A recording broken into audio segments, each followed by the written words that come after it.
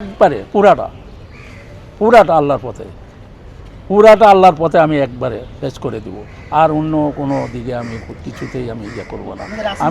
আমি তো নিয়ত করছি, আমি যদি একবার যদি হজে যাইতে পারি, যে আল্লাহর ওই ঘর আমি দেখলে ওই ঘর আমি নাও ছাড়তে পারি, ওই ঘরেরই একটা কোণা ধরে বসে থাকবো ওখানে। কারণ আমার কর্মস্থানে কিছুই দরকার নাই। কারণ আমার একটা মেয়ে আছে, আমার একটা মেয়েকে আমি কিছু দিতে পারিনি, আমার বাড়ি গাড়ি সয় সম্পত্তি দিতে পারিনি, কিন্তু আমার মেয়েকে যে সুশিক্ষিত করে আমার মেয়েকে ছেড়ে দিয়েছি। আমার মেয়ে এখন দেশ বিদেশ সব জায়গায় ঘুরতেছে। সে এখন টিচার হিসাবে, ওনার হাজব্যান্ডও জামাই দোনোজনা মিলে এখন কলেজের টিচার। আগে ছিল রাশিয়াতে, এখন আছে ইউরোপে। বাস, আমার তো আর কোনো তো দরকার তো নয় তাদের। আল্লাহ শুধু আমাকে শুধু সুস্থ যদি রাখে, আল্লাহর নিয়ামত যদি সুস্থভাবে যদি আমি করে যেতে পারি, শুকুর আলহামদুলিল্লাহ। আমার শেষ প্রশ্ন, আপনার কি খারাপ বোধ হয়? আপনি অসংখ্য সিনেমা করেছেন, অসংখ্য নেগেটিভ রোলে অভিনয় করেছেন, আপনার কি কষ্ট হয়, অপরাধ বোধ হয়, পাপ বোধ হয়? না, আমি ওই রকম কোনো সিন করি নাই, বা ওই রকম কোনো অশ্লীল সিনও আমি করি নাই। আমাকে দিয়ে অনেক সিন ভিলেনের ডাইরেক্টর করিয়েছে, আমি তো নিজে তো আর কোনো করি নাই। এবং অশ্লীল ছবিও আমি গাঙ্গুয়া করি নাই, কারণ অশ্লীল ছবি যখন আমাদের বাংলাদেশে চলচ্চিত্র হয়েছিল এক সময়, ওই সময় আমার মেয়ে হলো এ লেভেলে লেখাপড়া করতেছে। এই জন্য আমি আমার মেয়ের ভয়ে আমি অশ্লীল ছবির দিকেও যাই নাই, টাকার পিছনে দৌড়াই নাই।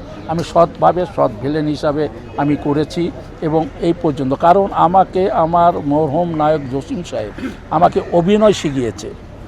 অভিনয় কত প্রকার কি এইটা আমার ওস্তাদে মরহুম নায়ক জসিম সাহেব শিখিয়েছে। এই জন্য আমি ওটার উপরে আমি স্থির হয়েছিলাম। অন্য কেউ অন্য দিক দিয়ে বললো, আমি ওটা করতাম না।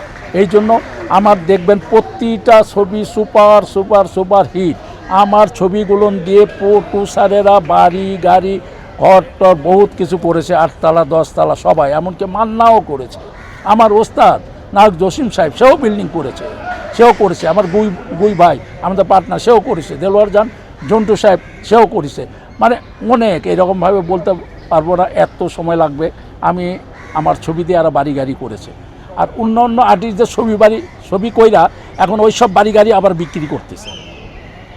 এই হলো পার্থক্য। তারপরও আমি যে গাঙ্গুয়া, আমাকে চিনল না। আমাকে চিনবে সবাই আমি মরে যাওয়ার পরে। আমার থেকে হিট ছবি চলচ্চিত্র, আমাদের যে চলচ্চিত্র একটা জায়গা আছে যেখানে সব ফিল্ম জমা রাখা হয়, আমি মরে গেলে ওই সব ফিল্ম বাইসা বের হবে। যে গাঙ্গুয়া যা বলেছে ঠিক, সুপার হিট।